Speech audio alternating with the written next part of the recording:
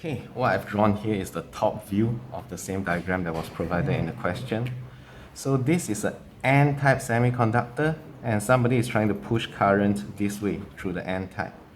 So because it's an N-type, we know that the majority charge carriers are the electrons, not the holes. If it's the P-type, then it would have been holes. But it's an N-type, so the majority charge carriers are the electrons. And so these electrons are actually going this way, to the left. Because the conventional current is to the right, so the electron flow is actually to the left. But anyway, so because the electrons are moving in a magnetic field, the magnetic field are directed into the page. So all these electrons are going to experience a magnetic force.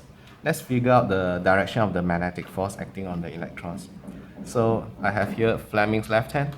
So magnetic field is pointing into the page. So that's my index finger pointing into the page. And the current is to the right. Remember, this should be pointing in the direction of conventional current. So turns out the magnetic force is upward.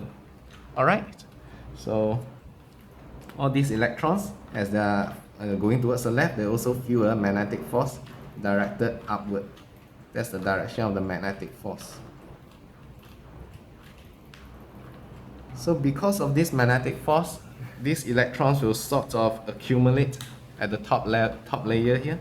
So you are going to have a formation of negative charges at the top there. According to in the question, this is called X.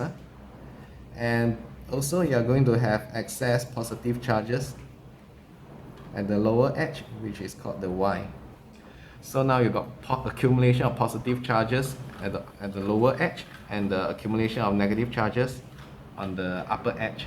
And so there's now a formation of electric field, and the electric field is of course directed from the positive charges to the negative charges. Kind of similar to a parallel plate, where you have positive charges on one plate and negative charges on the other plate. Okay, that's it. Ta-ta!